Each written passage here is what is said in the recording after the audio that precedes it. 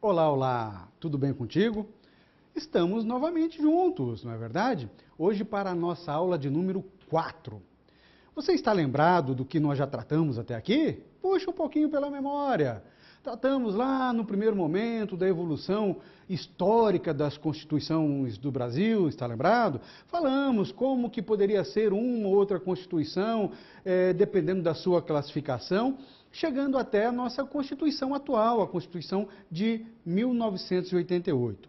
No segundo momento, partimos para o começo do estudo dessa Constituição. Está lembrado? Falamos dos seus princípios fundamentais, principalmente em relação aos fundamentos e objetivos da República. Em seguida, tratamos dos direitos e garantias individuais. Meu Deus, será que a gente só tem direito? Não, nós vimos também que temos alguns deveres, ou que o Estado tem um pouquinho mais de dever do que a própria população, não é verdade? E falando do Estado, quem é esse Estado? Como que ele se organiza? Ele existe para quê? Esse é o tema do nosso encontro de hoje, a organização do Estado. Então, atente, faça algumas reflexões para que nós possamos, então, trabalhar em conjunto.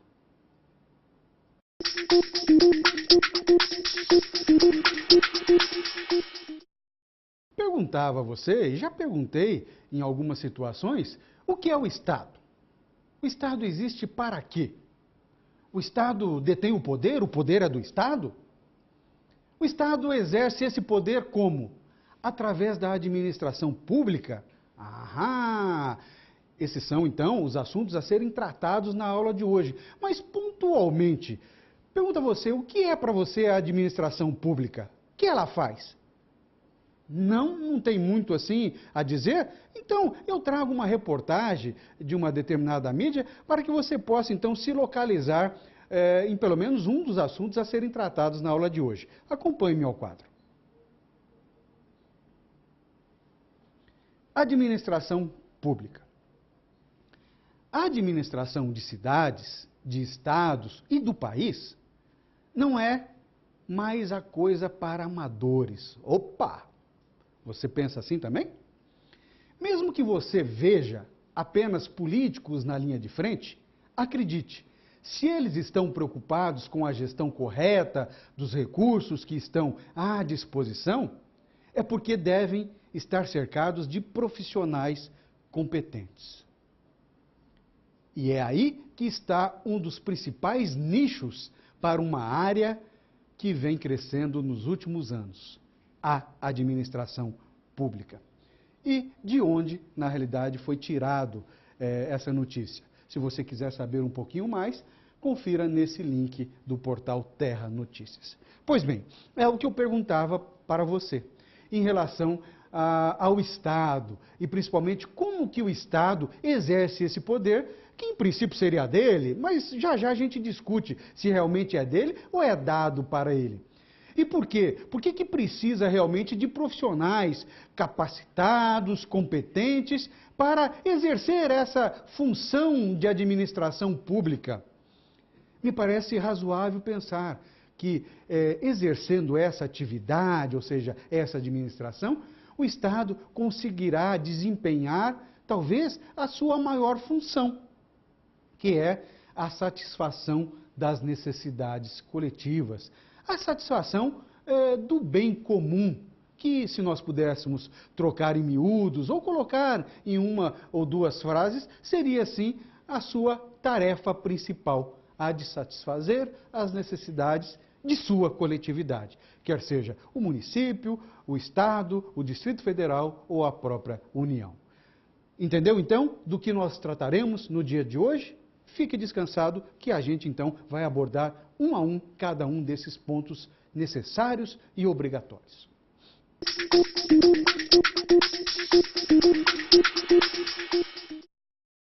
Agora sim, eu preciso que você comece a responder aquelas perguntas, aquelas questões que eu te fiz. O Estado, o que é para você o Estado? O Estado existe para quê? O Estado tem algum poder? E esse poder é dado por alguém? Vamos pensar assim.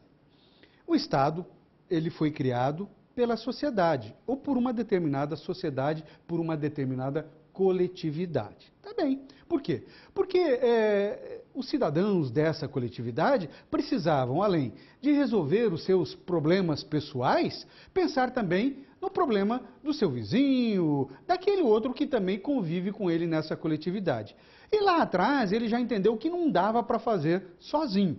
Ele precisava de alguém ou de alguma coisa que fizesse essa gestão, principalmente daquilo que era comum dessa comunidade. E ele então criou o Estado. O Estado, ele veio gradativamente tendo várias funções. Inicialmente, lá atrás, ele principalmente pensava na segurança, em manter a segurança daquela coletividade. Era a sua função principal. Mas, com o decorrer do tempo, com o passar dos anos, a sociedade se modificou. A sociedade é dinâmica. Hoje, nos dias de hoje, ela se modifica a cada dia, não é verdade? Com essa globalização que nós temos. E ela obrigou e obriga todos os dias o Estado também a se adequar a essa nova realidade. Essa sua nova realidade, diríamos assim. O Estado existe, então, para satisfazer, para cuidar do bem comum, do bem dessa coletividade. O Estado foi criado, então, pela sociedade. Ele tem poder? Tem poder, dado por essa mesma sociedade. E aí viu-se que o Estado era uma coisa muito grande, muito genérica, e essa mesma coletividade pensou assim, vamos fracionar um pouquinho esse Estado, dando-lhe alguns poderes bem distribuídos, para que ele possa, assim, de maneira mais tranquila, desempenhar essa sua função, não é? Em determinados poderes, em determinadas competências e destinada a determinadas pessoas ou agentes públicos. É, portanto, dessa forma que se organiza o Estado. Vamos então começar a trabalhar com essa organização do Estado? Vamos à tela, acompanhe-me. Organização do Estado. A Constituição Federal, ela diz assim, que o Estado ele se divide em entes, chamado de entes da federação. Nós já vimos que nós somos uma república federativa, não é verdade? Lembrou-se disso? Portanto, essa república federativa é dividida ou subdividida em entes que fazem parte dessa federação. E certamente esses entes aqui você já ouviu falar, mas será que você sabe o que cada um faz, ou se cada um deles tem algum bem, se ele tem competência para fazer o quê? Vamos lá. União, Estados, Municípios e Distrito Federal. Esses são os entes da federação, chamados também de pessoas jurídicas de direito público.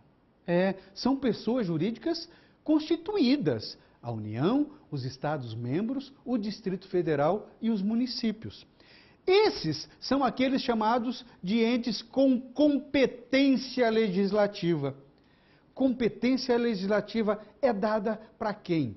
Legislativo já te chama atenção para um determinado poder? Claro, para o poder legislativo. Todas essas pessoas jurídicas de direito público, elas são novamente fracionadas.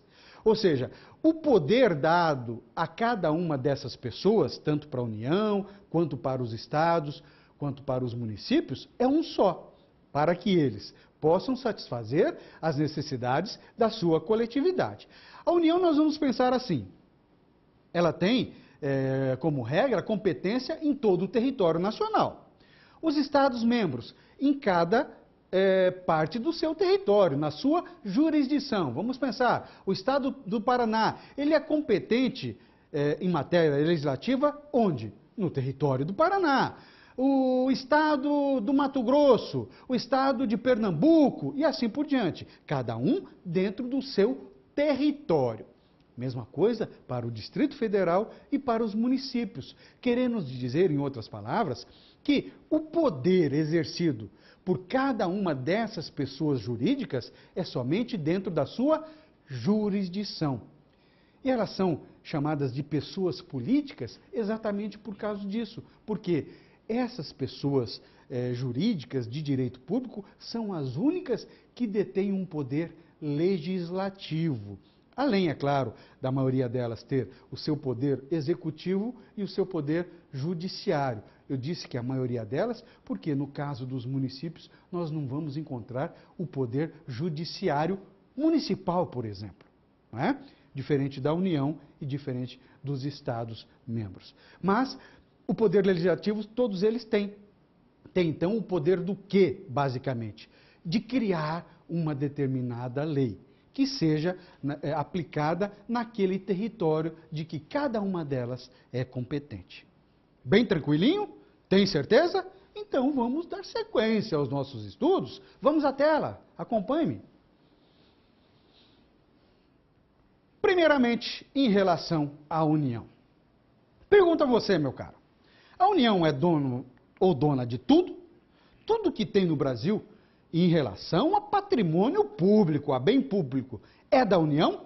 Será que não sobra nada para os estados e para os municípios? O que tem na tua cabeça que é de propriedade da União? Pensou em alguma coisa? Será que alguma coisa do que você pensou está encaixado aqui? Vamos ver. Nós trouxemos algumas situações que a Constituição determina ser bem da União. Podemos encontrar outros. Diz assim a Constituição, que são bens da União: os lagos, rios e quaisquer correntes de água em terrenos de seu domínio. Primeiro, é genérica a coisa. Ou que banhem mais de um estado. Então, aqueles rios, por exemplo, e lagos também, que fazem a divisa entre os estados, não são de propriedade de nenhum dos estados. E também aqueles que sirvam de limites com outros países. Rios e lagos e águas, de maneira geral, são de propriedade da União. E a Constituição ainda, por mais que generalize, ela trata pontualmente para que não haja dúvida alguma. Aqueles rios que fazem a divisão entre estados, e a gente vê quase todos os estados divididos por rios. Esses rios são propriedade, são de domínio da União. E também os rios que fazem a divisão entre o Brasil, e é claro que entre um estado brasileiro e um país estrangeiro, dentro da América do Sul. Esses também são de propriedade da União. Acabou por aí? Claro que não. A União tem mais algum bem. Vamos ver, vamos dar uma olhadinha. E depois eu vou te perguntar sobre um instituto do direito civil chamado de uso capião. Já ouviu falar, certamente, não é? Se cabe, digamos assim, em algum bem da União, esse instituto chamado de uso capião. Mas espere um pouquinho, já eu te pergunto. Vá pensando nisso. Também é propriedade da União os recursos naturais da plataforma continental e do mar territorial. E já te vem na cabeça alguma coisa relacionada a esse tipo de situação? E eu já vou chamar a sua atenção para os demais, porque me parece um completa o outro, pelo menos em alguma situação. Os potenciais de energia hidráulica, os recursos minerais, olha aqui, recurso mineral, eu chamo a sua atenção para o ponto de cima. Recursos naturais da plataforma continental e mar territorial. Inclusive, os do subsolo. E também as terras tradicionalmente ocupadas pelos índios. Pense um pouquinho no primeiro tópico e nos recursos minerais que fazem parte do segundo tópico. Lembra-se de alguma coisa recentemente discutida? Lembrou-se? Claro! Perfeito! Gostei de você. Você mostra que, na realidade, você está atento às coisas do Brasil. Perfeito! O pré-sal, o nosso petróleo. E uma discussão um pouquinho mais demorada, mas que ainda é pertinente, acontece. Os royalties do petróleo. Lembrou-se? Aquela discussão, principalmente do estado do Rio de Janeiro, do estado do Espírito Santo, estados produtivos, digamos assim, do petróleo, eles sempre receberam royalties, ou pelo menos uma fatia muito maior de royalties do petróleo. E a discussão, na realidade, se instalou quando? Quando a União, não é, decidiu colocar em discussão a possibilidade de redistribuir, digamos assim, esses royalties e que eles fossem destinados também aos demais estados do Brasil. É claro que, de imediato, os demais estados que não recebiam nada ficaram alegres. Opa, vamos receber uma boa fatia. E aqueles que recebiam uma fatia muito maior disseram, em contrário, não, isso não dá. Isso já é direito adquirido, isso é um patrimônio nosso, não dá para tirar. Mas será que aquilo ali era de propriedade desses estados? Nós acabamos de ver que não. É propriedade da União. E, teoricamente, ela teria, sim, como redistribuir esses recursos para outros estados. A discussão, então, se instalou, não é verdade? Se é bem para um lado, se é bem para o outro, se é bom ou não, não nos cabe aqui. Somente a reflexão no sentido de que poderia a União distribuir de uma maneira mais igualitária, digamos assim, os seus bens para outros estados? Creio que a discussão, pelo menos nessa seara, nesse foro, cabe nesse particular. Pense, faça a sua reflexão. Mas vamos ver se a União ainda tem algum outro bem. Vamos lá.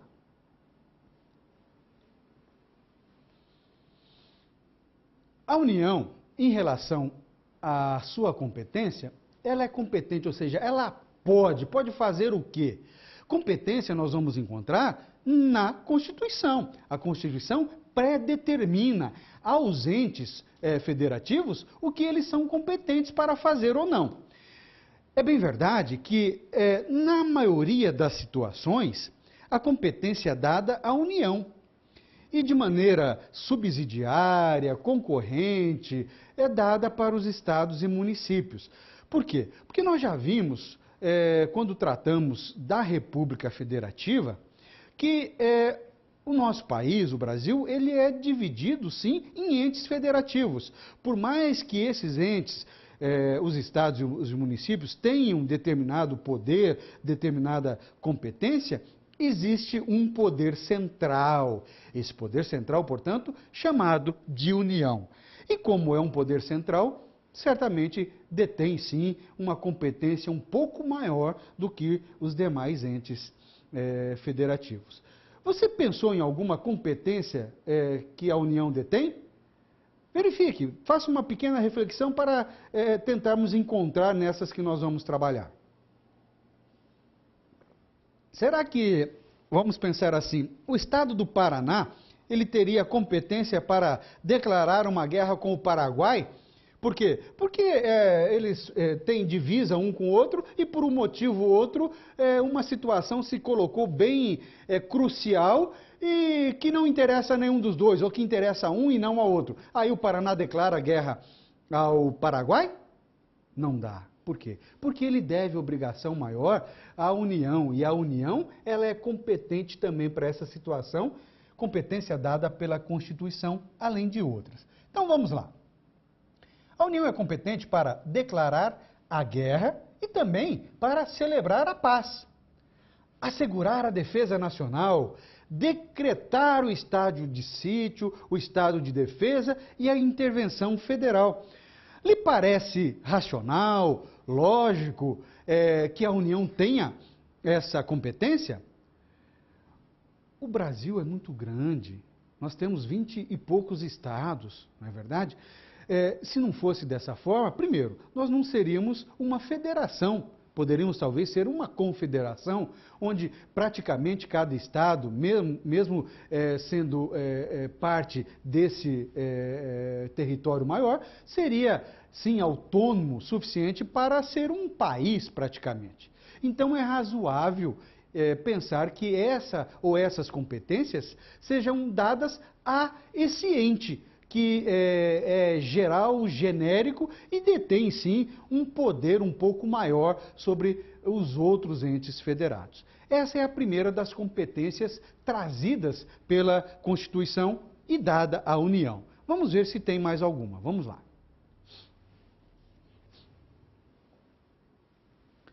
É também competente a União para autorizar e fiscalizar a produção e o comércio do material bélico. Me parece que é sempre uma questão completando a outra. E nós vamos ver isso em praticamente todas as situações trazidas pela Constituição. Em suas regras, seus princípios, todas fazendo parte das normas constitucionais. Se a União ela é competente para declarar a guerra contra um outro país estrangeiro, não seria também razoável pensar que ela é competente para determinar em relação à produção, ao material bélico utilizado quando e onde?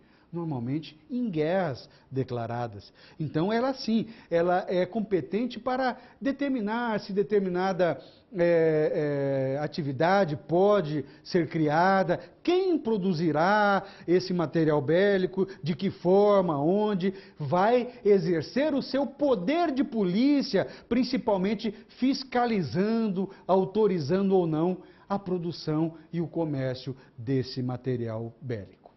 Ok? Sem problemas? Vamos ver uma outra competência dada à União. Vamos lá. Emitir moeda. Administrar as reservas cambiais.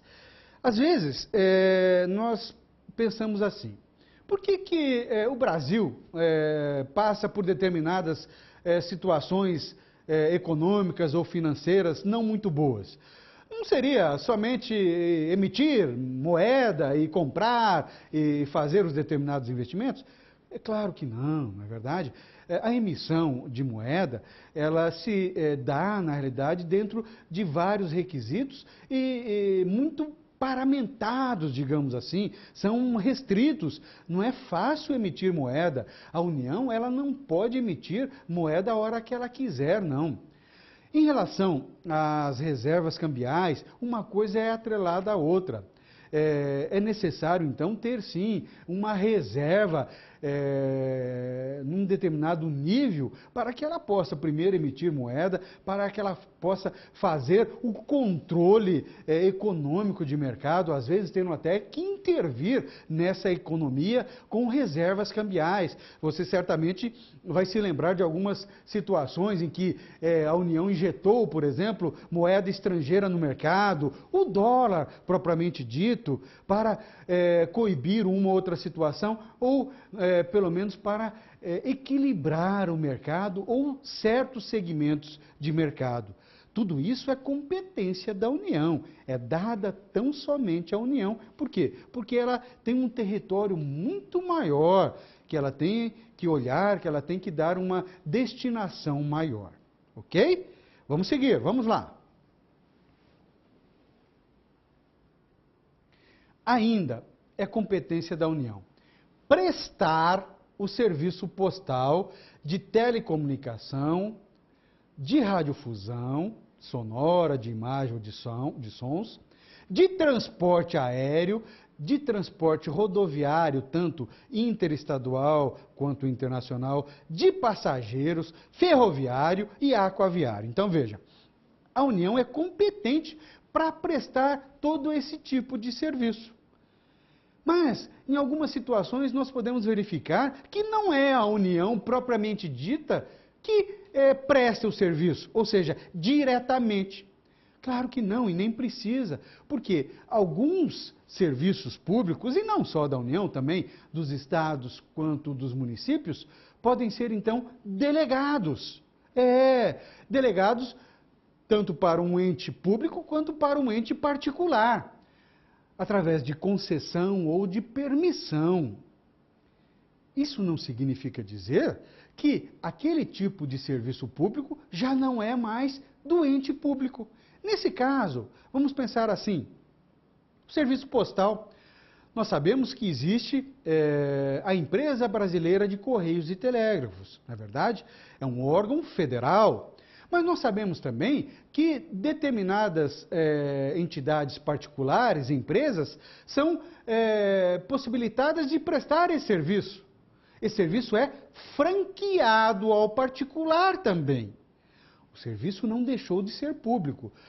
Vamos pensar no transporte, tanto aéreo, ferroviário, também pode e é destinado ao particular. As rodovias, vamos pensar assim, rodovias pedagiadas, não é dada a concessão também ao particular?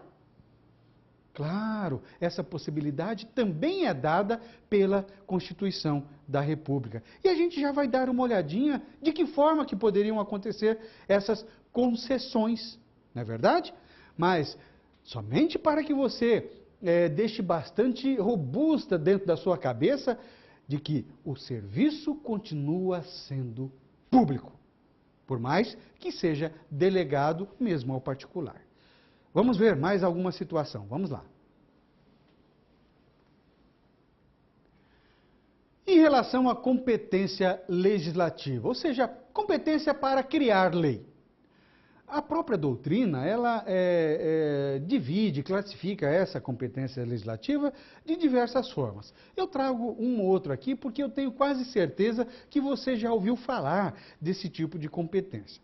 Quando você encontrar uma competência dita exclusiva, é uma competência dada à União e que, nesse caso, não pode haver delegação.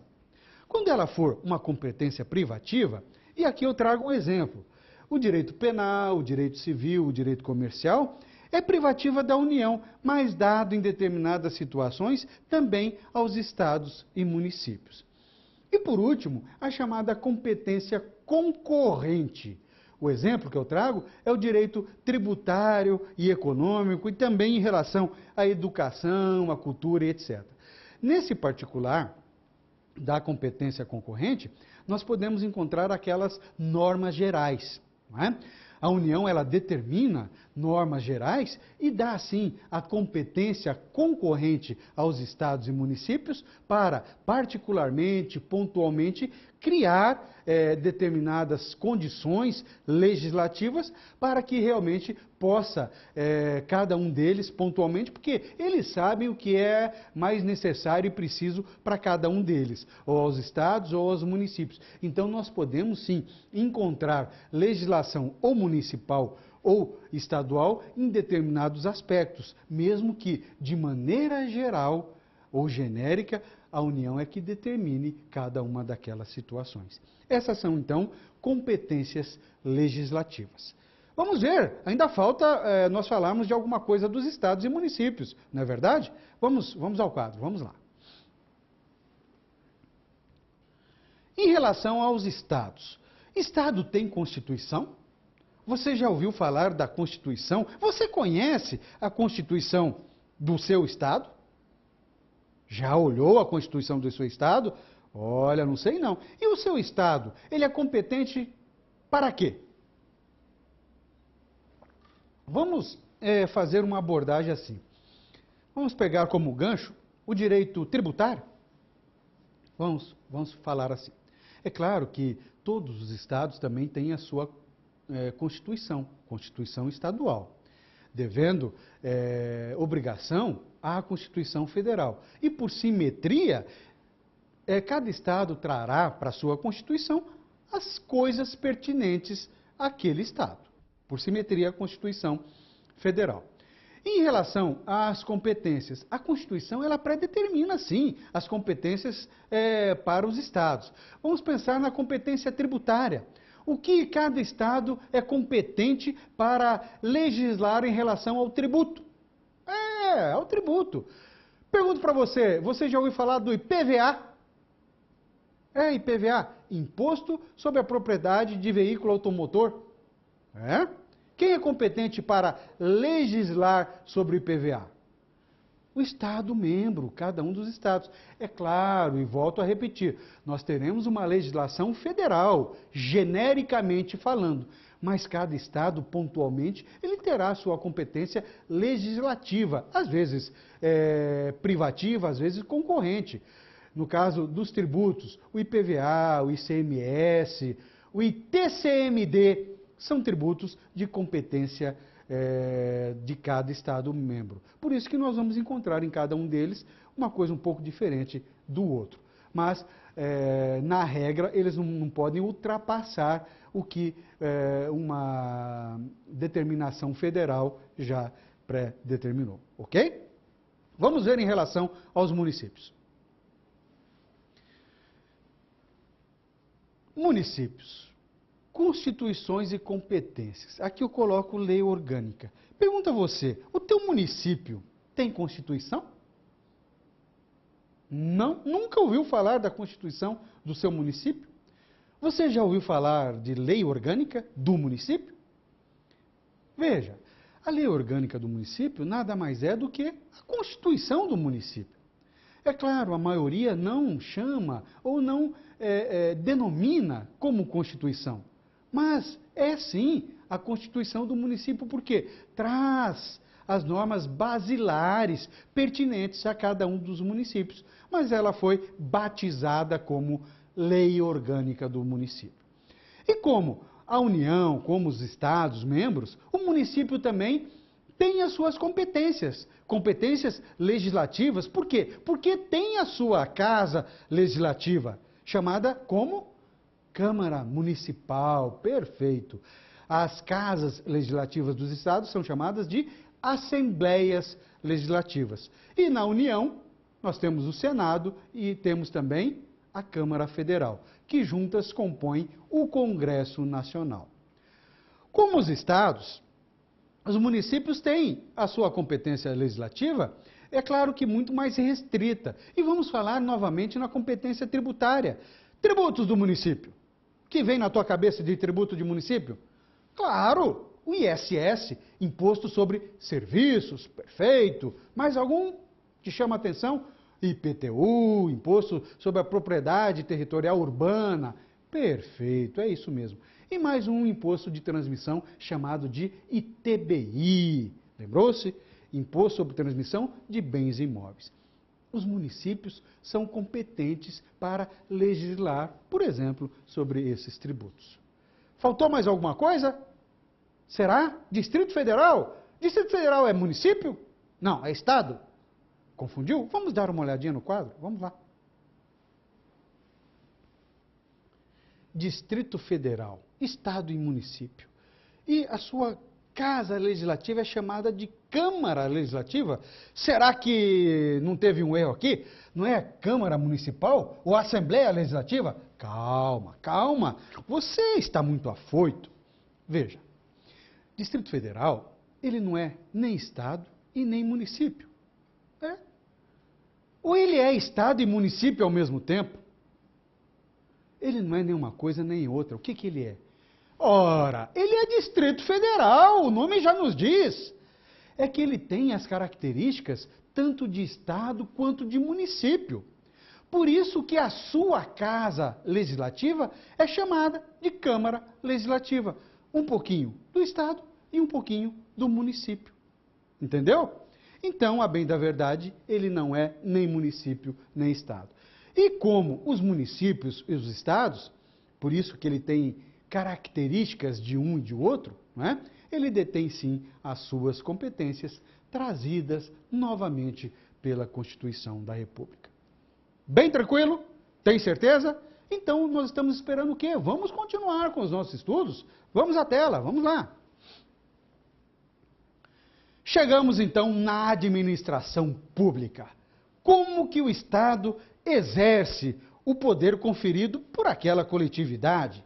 Através da administração pública, administrar o bem público. Aliás, foi até a nossa contextualização da aula de hoje, não foi isso? Aquela notícia trazida em relação à administração pública. E agora eu pergunto pontualmente a você. Você crê que o administrador público ele realmente tem que ser o melhor possível? Você é administrador público? Não. Então vamos lá, devagarinho. O que faz a administração pública? Trata da gestão de bens e interesses qualificados da comunidade, segundo os preceitos do direito e da moral, visando o bem comum. Tá certo. Quem faz parte da administração, que é a administração pública? Se nós pudéssemos generalizar, a administração pública são todos os entes, os órgãos, as pessoas físicas ou jurídicas que têm a função precípua de administrar o bem comum, o bem público. Não é exatamente isso que faz a administração pública? E quais seriam esses preceitos basilares que regem a administração pública? Vamos dar uma olhada, vamos lá. A administração pública, isso nós vamos encontrar bem explicitamente na Constituição da República, ela está baseada nesses princípios. Não só nesses, nós podemos encontrar vários outros, mas aqui a Constituição deixa bastante claro lá no seu artigo 37. Princípios da legalidade, da moralidade, da impessoalidade, da publicidade e da eficiência. Vamos devagarinho. Primeiro, em relação à legalidade. O que é a legalidade para você? Fale! Ah, lembrou-se? Você pode fazer tudo aquilo que a lei não proíba? Ou seja, o que não é proibido é permitido. Ótimo, gostei disso. Lembrou-se daquela pergunta que ficou sem resposta em uma outra aula que nós tivemos? Perguntava a você, e a legalidade para o Estado, para o agente público, é essa mesma que você tem? Ou seja, o agente público pode fazer tudo aquilo que a lei não proíba? Acha que sim? Veja, o princípio da legalidade para a administração pública é um pouquinho diferente. A legalidade aqui significa que o agente público, o Estado, a administração pública, só pode praticar o seu ato através de autorização legal. Ou seja, mediante a lei. A lei autoriza o agente público a praticar aquele determinado ato. Se não tiver essa autorização legal, ato nenhum pode ser praticado pela administração. Não é um pouquinho diferente da nossa legalidade? Da legalidade do particular? Claro, claro que é.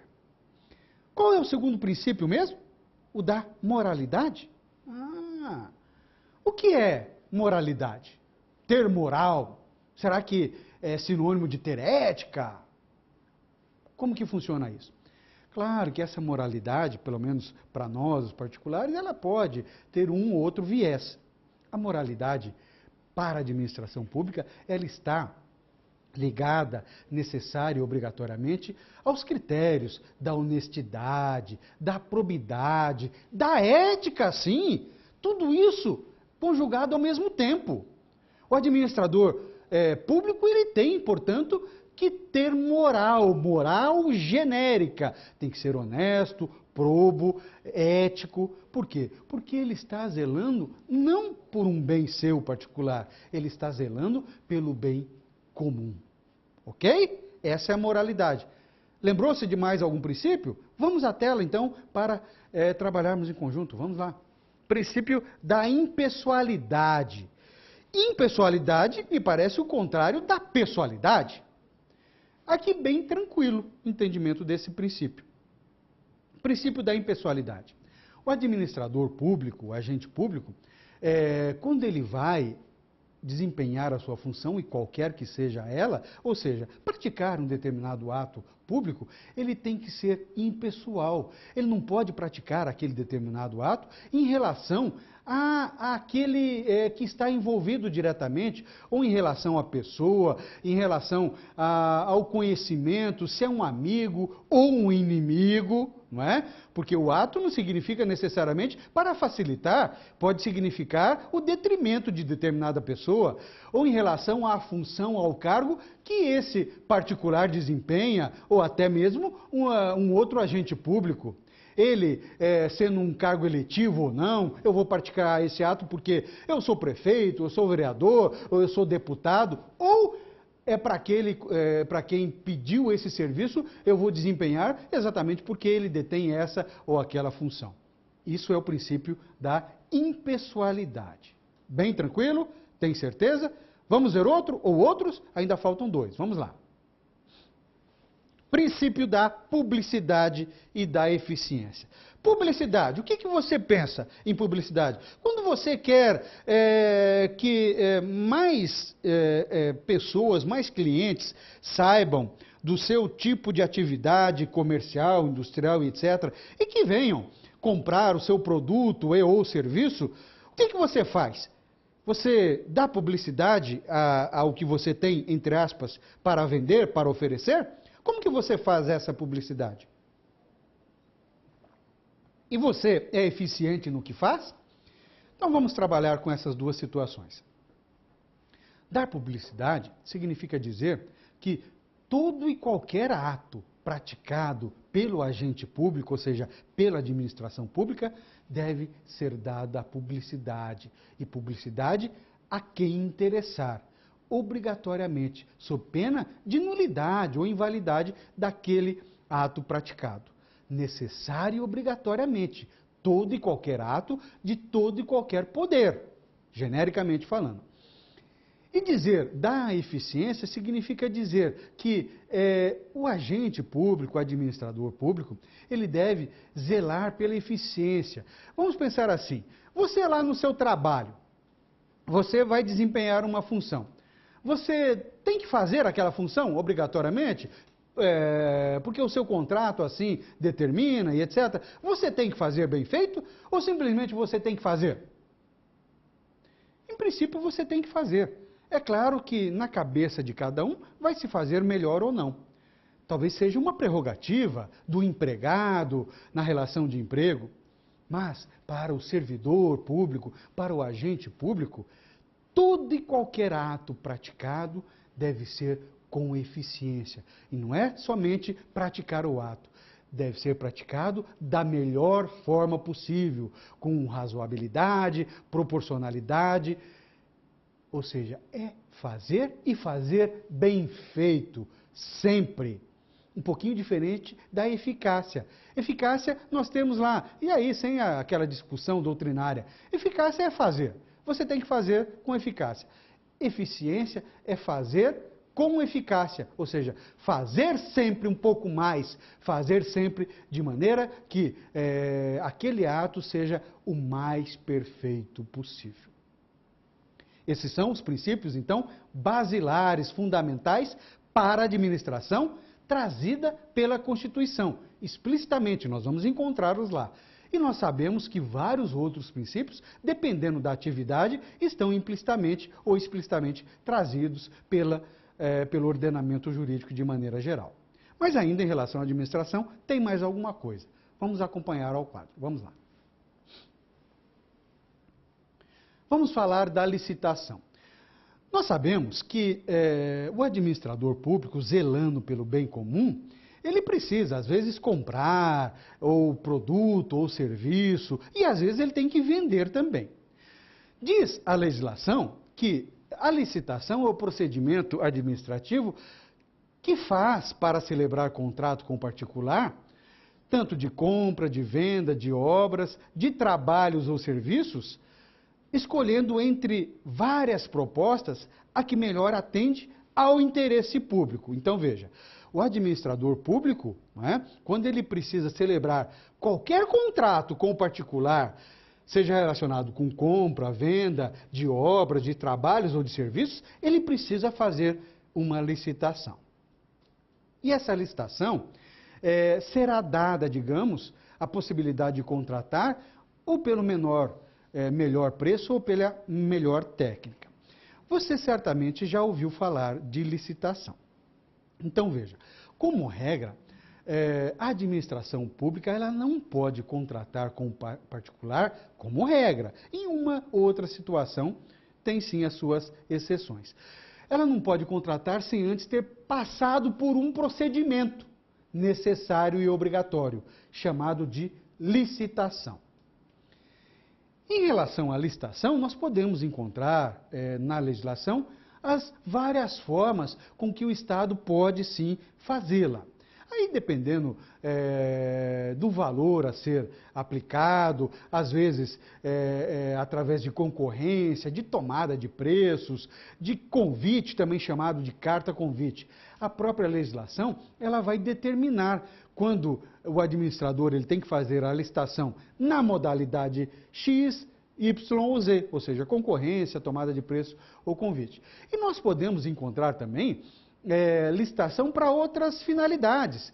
Para o leilão, por exemplo, quando ele precisa vender, ou ele quer vender, um determinado bem que para ele encontra-se inservível. Então ele vai fazer licitação da modalidade leilão para dar a oportunidade ao particular de comprar aquele bem. Não é? Temos também a modalidade de pregão, modalidade de certa forma nova, não tão nova, mas é também dada essa possibilidade de licitação. Mas independente de qual seja a modalidade, ou é pelo melhor preço, ou pela melhor técnica, ou às vezes as duas condições juntas. Né? Melhor preço, por exemplo, aquele que quando o Estado precisa comprar um bem ou serviço, ele oferece o preço menor. Aí ele levará, em relação aos demais, a preferência e poderá, na sequência, contratar, porque ele ofereceu o melhor preço. Às vezes, dependendo da situação, a melhor técnica, aquele que oferece a melhor técnica, às vezes as duas condições ao mesmo tempo. Mas tudo isso, necessário e obrigatoriamente, estará presente no edital. Edital de convocação para aquela determinada licitação, onde nós vamos encontrar todas as regras pertinentes à futura contratação. O que não estiver no edital, automaticamente não será contratado. São essas, então, as situações pertinentes à organização do Estado e principalmente à administração pública.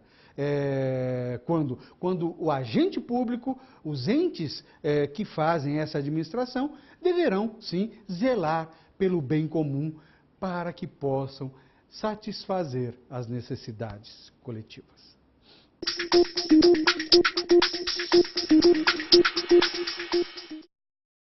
Veja, a administração pública, ela se baseia em vários princípios. Princípios, inclusive, constitucionais, que a nossa Constituição atual traz de forma explícita. Pergunta você, então, o agente público, aquele que vai praticar determinado ato público, ele deve saber desses princípios? Deve saber. Mas será que mesmo sabendo, ele vai olhar na Constituição, quando ele foi nomeado, empossado e etc., ele não deverá saber e ter na sua cabeça exatamente o que ele pode e o que ele não pode fazer? Será que às vezes ele não foge um pouquinho disso? Nós estamos tratando com seres humanos ao mesmo tempo, não é assim? Às vezes, mesmo que ele saiba o que ele tem que fazer, me parece que, de certa forma, ele se esquece. E ele pode ser penalizado por isso? Pode, às vezes pode. Vamos ver aplicado uma ou outra situação daquelas que nós tratamos na aula de hoje? Acompanhe-me ao quadro. A primeira vara civil da comarca de Vila do Céu. Veja, esse nome aqui é fictício, por mais que possa existir uma Vila do Céu no Brasil, mas não é dessa, certamente, que você conhece. Isso aqui é fictício. Determinou em caráter liminar, ou seja, pediu-se, estavam discutindo determinada situação e pediu-se ao juiz que antes mesmo dele dar a sua decisão final, ele já liminarmente conceda o que está se pedindo. Pediu-se o quê? O afastamento do prefeito da cidade e de mais 2 servidores. Meu Deus! Você já ouviu falar de alguma coisa nesse sentido? Será que na sua cidade já aconteceu coisa parecida? Vamos ver. A ação civil pública foi movida pelo Ministério Público, por ato de improbidade administrativa, contra o atual prefeito e 2 servidores públicos municipais. Infelizmente, me parece que essa situação não é tão rara da gente encontrar por aí. De acordo com a decisão, há suficientes indícios quanto à veracidade da ilegalidade e imoralidade praticada pelos requeridos. Chama a sua atenção aqui. Ilegalidade e improbidade, que na realidade se traduz em imoralidade. Lembrou-se de algum dos princípios tratados? Princípio da legalidade e princípio da moralidade, querendo dizer, em outras palavras, que o prefeito e os servidores afrontaram esses dois princípios. Tá bem.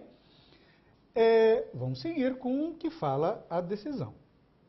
Pois os informativos apresentados não exaurem, ou seja, não acabam em questões ou notícias de interesse público, não ficam somente ali não, vão mais além, alcançando o âmbito da promoção pessoal, em violação ao princípio da impessoalidade e da moralidade.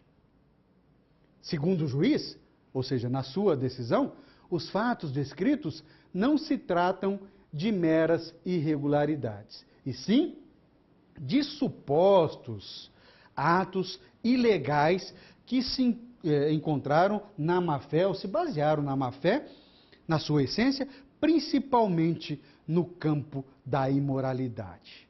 Faça uma pequena reflexão.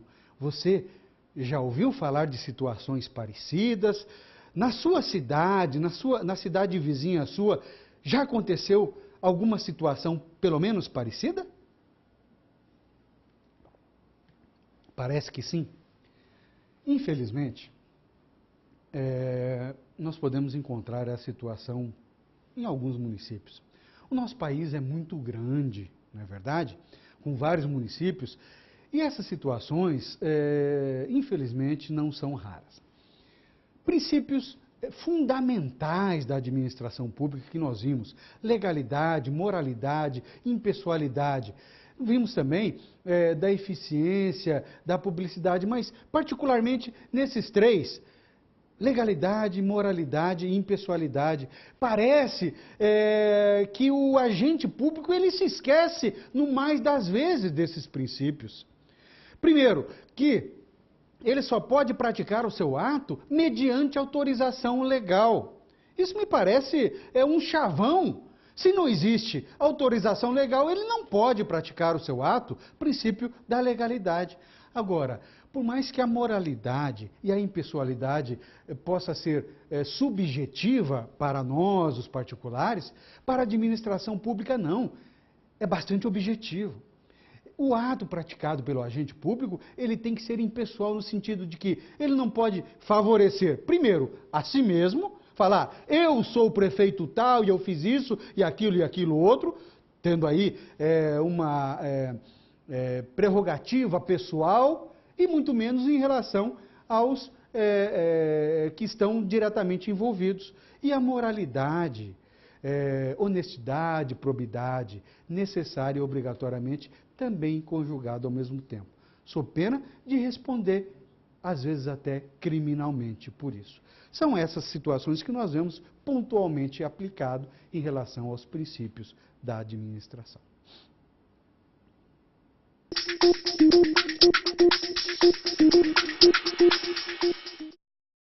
Pois bem, vamos fazer um resumo do que nós tratamos no encontro de hoje? Vamos ao quadro. O Estado brasileiro, e aliás, nós já vimos desde o primeiro encontro, é uma república federativa, não é isso? Possuindo como entes federativos desta federação, é claro, a União, os Estados-membros, os municípios e o Distrito Federal. Pois bem, cada um desses membros, ou desses entes, recebe da Constituição Federal algumas determinações e prerrogativas de atuação, que no exercício de suas funções, todas elas são voltadas ao bem e ao interesse comum. Exercendo a administração pública, na realidade, ou praticando seus atos, e assim são determinadas, ou seja, todos os entes que fazem a gestão desse interesse comum são chamados e são componentes da administração pública.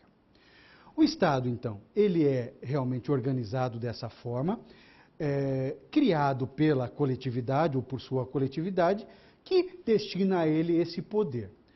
Esse Estado ele se fragmenta em alguns entes federativos e faz a administração da satisfação das necessidades coletivas, administrando, em outras palavras, os bens públicos, bens que, na realidade, ou são da União, dos estados e dos municípios, mas são dessa própria coletividade de que eles fazem a gestão.